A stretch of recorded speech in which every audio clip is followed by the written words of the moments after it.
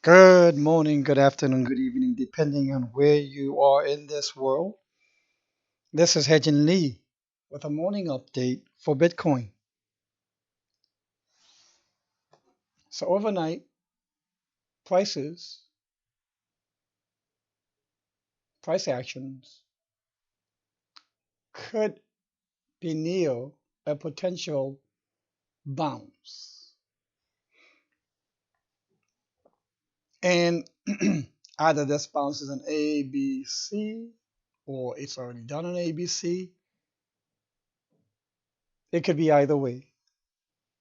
Remember that for Bitcoin, which has quite a bit of liquidity, it doesn't have to go through the hurry up and wait syndrome of correction. What I mean by hurry up and wait is that when it does impulse waves, one, two, three, four, five, it wastes no time. It does it very quickly. But when it does corrections, the altcoins, the less liquid altcoins, they take a very long time, but not Bitcoin. Bitcoin is very mature in liquidity. What do I mean by that? Well, let's compare Bitcoin with an altcoin. Bitcoin, first of all, is far more widely held by a lot more people. Basically, it has a lot more network effect. It's exchange traded in many more exchanges. It's more well known, higher market cap, etc., etc. Narrower bid to ask price. And an altcoin has opposite of all of that. That is why altcoins have corrections that are pretty long. So I don't think this will be a hurry up and wait syndrome based type of correction. It's a very minor correction too. So again, it still stands to be determined. Will I take the blue Brook pathway or will I take the white Brook pathway? And I'm going to add one more. I'll add the yellow Brook pathway. That will go like this. And it will set on the upper white line support like so. Sorry about the it's not doesn't look very nice because I'm doing it freehand. I think one of the cynics called it crayon drawing worse than a kindergarten or something like that. Yeah, I guess a kindergarten could draw it more pretty than this, I admit. But I can tell you a kindergartner wouldn't know what this means like you do. So here, again, will it be the blue? The white here shows it to be piercing temporarily. And I put the white the last because white, even though it'll go down low, even though it'll go sub 10,000, will probably the more bullish scenario because it will get rid of more sellers by dipping slightly and temporarily below the upper white line of trend.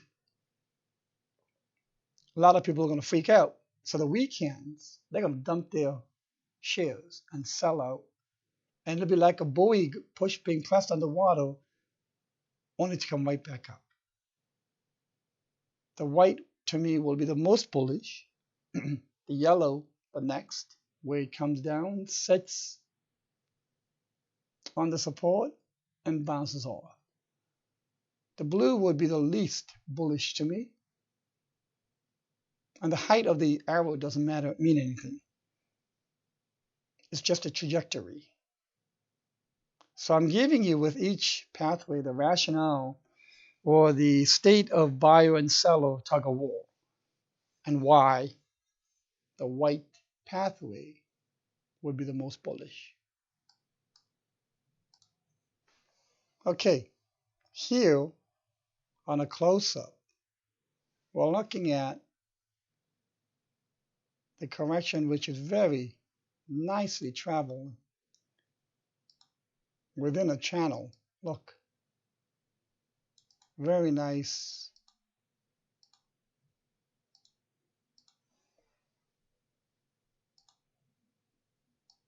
parallel line.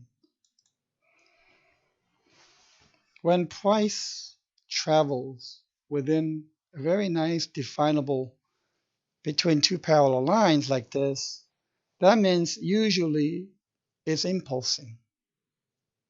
And that's exactly what we've got here. 1, 2, 3, 4, 5. And I think the blue A is about done. There is one potential of one more lower low. Sure, absolutely. But in this scenario, I don't trade in and out. That is not the kind of trading that I do. That's called day trading. The only secret sauce that I have to make your first $1 million by day trading is to start with $2 million. I got that from Andreas Antonopoulos, who, by the way, has the most sophisticated buying strategy. It's so sophisticated, you got to listen very carefully. Andreas's buying strategy is that he buys on Mondays. He's a long-term hodler, which is fantastic.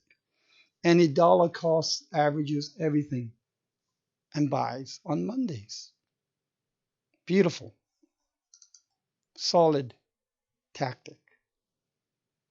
Day trading is not recommended. Day trading is very, very difficult to become good at. There's only a very small minority who can become good at it, if at all. But they too have those episodic events where when, even though they've got 50 trades that made them whatever X percent, one trade will take it all back and more. So here, I think the ABC could be done, but there may be one more lower low. I'm going to bring this 5 down to here.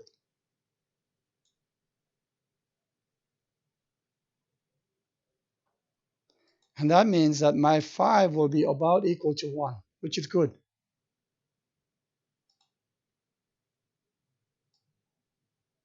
When you've got a very nice set of impulse waves,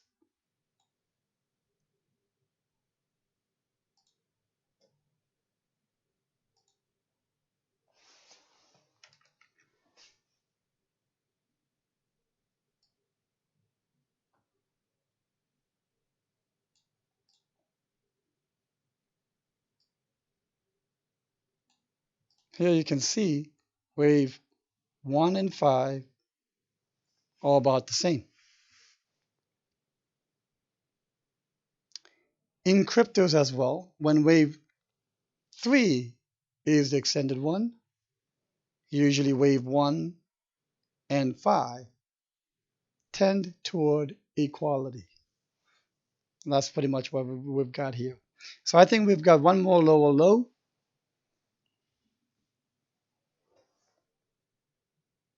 To around 10,300 or so, let's say. And that'll bring it to 0.618 almost. And then we will correct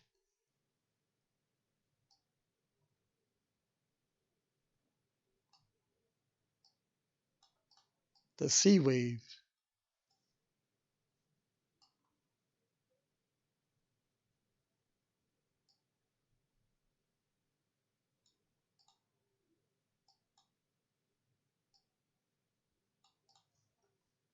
And address the more detail of the potential target of C wave later on, but let's finish the A and then see what the B comes out to be.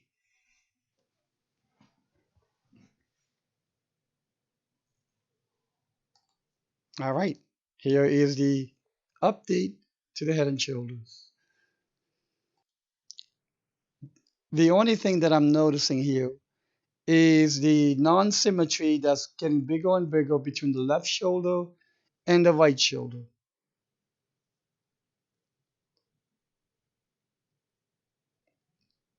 And I am aware of that. Let's see how the price goes here if it comes back up.